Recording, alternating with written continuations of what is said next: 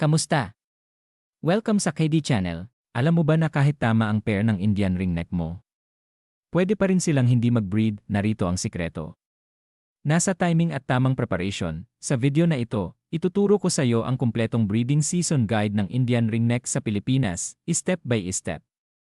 Sa Pilipinas, dahil tropical ang klima natin, ang Indian ringneck ay kadalasang nagbe-breed mula November hanggang March. Ito yung panahon na medyo malamig, hindi sobrang init, at mas comfortable ang mga ibon. Kaya mas lumalabas ang kanilang breeding behavior. Pero tandaan, hindi lang buwan ang basihan ng success, mas importante pa rin ang tamang pagkain, tamang kondisyon ng ibon, at tamang environment kahit nasa tamang buwan ka.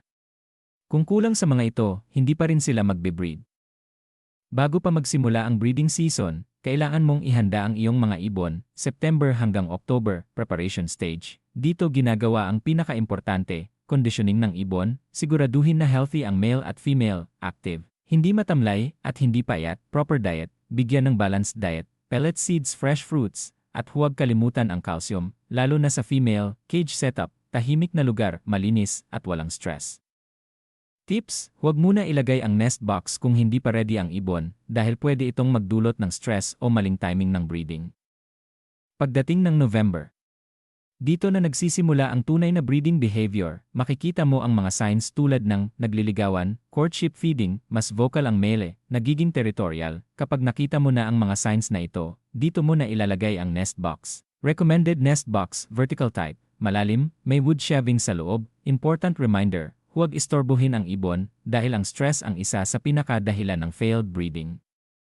Sa stage na ito, magsisimula ng mangitlog ang female, karaniwan, 3 hanggang 5 ng itlog, incubation period, 22 hanggang 24 na araw. Habang nag-incubate, iwasan ang madalas na pag-check. Siguraduhin may sapat na pagkain at tubig, bigyan ng calcium supplement. Tandaan, less disturbance katumbas equals higher success rate.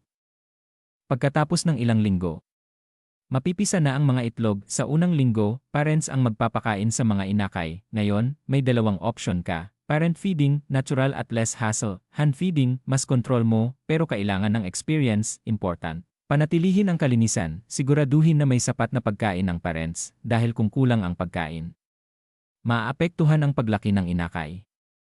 Sa edad na 6 hanggang 8 linggo, magsisimula ng matuto kumain ang mga inakay. Ito ang tinatawag na weaning stage. Pakainin sila ng soft food, pellets, fruits. Warning: huwag madaliin ang paghiwalay sa magulang. Hintayin mo muna na kaya na nilang kumain mag-isa dahil ito ang susi sa malakas at healthy na ibon.